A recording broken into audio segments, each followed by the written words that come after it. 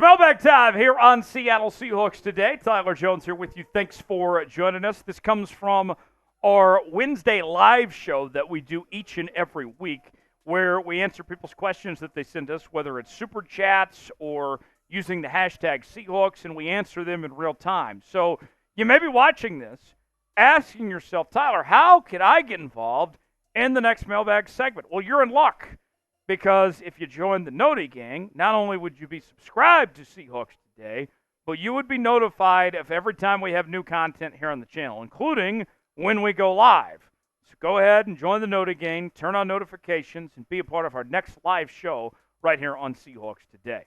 Let's begin with Dan the Man Miller with a $20 super chat. Dan the Man writes, do you think Seattle is only doing one-year deals because next year we are getting a lot of picks?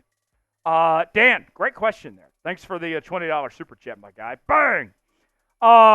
So, Dan, I think what is happening is that this past offseason, the salary cap took an unexpected jump. $30 million that caught everybody off guard. And it was that way for a couple of reasons. The new TV contract, they were making up for the money that was lost during the pandemic as well. But nonetheless, it was a big jump up the cap. And so with that uncertainty, I think teams are wondering, okay, next year, are we going to see the cap take another big jump again? Is this going to be the trend? Or does it come back down to what we typically see on an average year of where the cap jumps up? I think that's a part of it. I think the picks, yeah, you have about 4 comp picks right now, but I think it more has to do with just the concern of the salary cap, and then also more players on prove-it contracts, if you will, not getting the long-term deals out there. And it's not just the Seahawks. We're seeing this across the board around the NFL of more teams doing these one-year deals. Dan the Man, thanks for the super chat. Pablo Domingo with a $20 super chat writes in, I want the Seahawks to draft Jer'Zhan Newton at 16 overall, Johnny Newton. I want to see the Seahawks win the NFC West. Mike Macdonald and John Schneider need to win the draft. Go Seahawks, go Hawks. Thank you, Pablo, for that super chat. Johnny Newton, at 16, I think potentially you might be able to trade down and he still be on the board for the Seahawks there. That could be a guy, if you like, that you could be in position to trade down and still get as far as that goes. But Johnny Newton, not a bad prospect. Some people have him as the number 1 defensive tackle in this year's draft. I like Byron Murphy personally a little more than I do Johnny Newton, but they're both good players. Mike Macdonald and John Schneider, this is going to be their bread and butter as the draft. The Seahawks have never been a team that were huge spenders in free agency. You got to win through the draft. You build through your young core foundation on your team, and I expect them to draft well once again. Thanks, Pablo, for that super chat there. Steve the Ref, that's Trace's dad checking in, says, what do you make of the Rayshawn Jenkins signing? Jenkins is one of my favorite signings that the Seahawks made in free agency, and Jenkins was maybe the most underrated player in all of NFL free agency.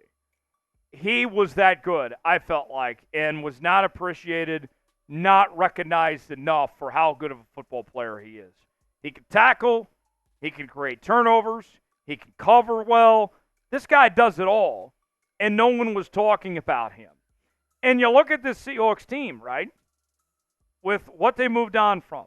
No more Jamal Adams, no more Quandre Diggs, and we see Jenkins come in, Wallace comes in. You should see some 3 safety sets with Love, Jenkins, and Wallace. I think Wallace is going to play some corner as well potentially here.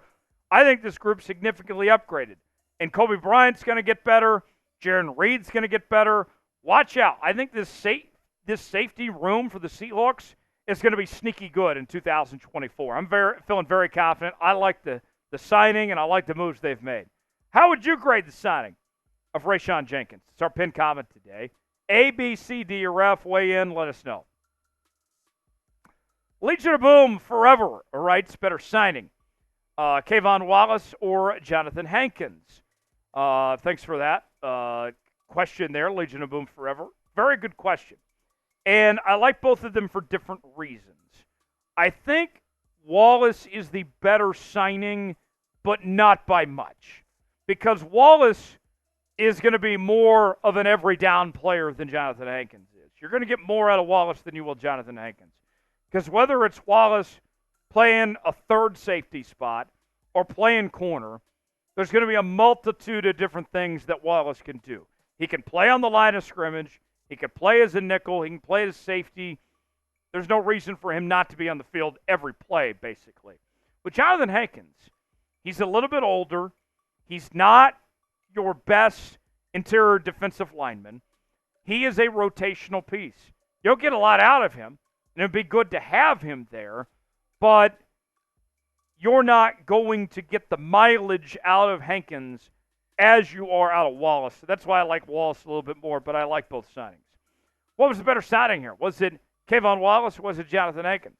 Type K for Kayvon Wallace. Type J for Johnathan Hankins. Weigh in the comment section and let us know what you think. Seth writes in, realistically, Geno has 1 to 2 seasons left. Do we push Sam Howell as the starter next season? All right. I'm going to be pretty frank with y'all. Sam Howell is never going to be the long-term solution for the Seahawks quarterback position. I'm just going to go ahead and shut that down right now. Neither is Geno Smith. I think what you're looking at with Geno, I think you're absolutely right, Seth, as far as the 1 or 2 year window, that the Seahawks eventually replace Geno with a young quarterback, a young franchise quarterback, take advantage of that rookie contract, and reset the clock and go from there, let them learn under Geno Smith. With Sam Howell, this is somebody that I saw a lot of in college at North Carolina, was very flawed, okay? Going into his final season at North Carolina, he was projected to be the best quarterback in the country, number 1 overall pick, and he was just a turnover machine. North Carolina was a big disappointment. He ended up falling the 5th round. He showed some flashes with the Washington Commanders this past season, but he also led the league in interceptions. He also led the league in times getting sacked. And a lot of it, of course, is not his fault.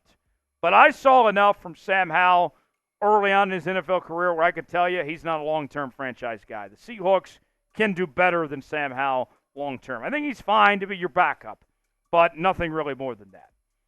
Wayne writes in, what are the Hawks linebacker targets for the 3rd round? So we had a mock draft on the channel this week, and I took the Seahawks drafting an off-ball linebacker in the 3rd round.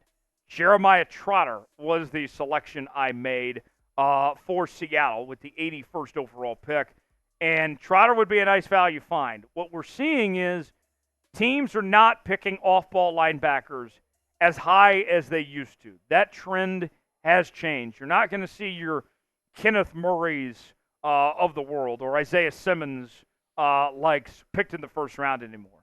Those days have come and gone. But guys like Jeremiah Trotter in the 3rd round, I don't hate the idea at all.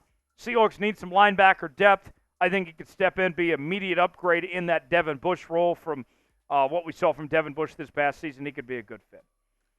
Beast Mode writes in, if not Dalton Reisner, who is another guard that we can sign?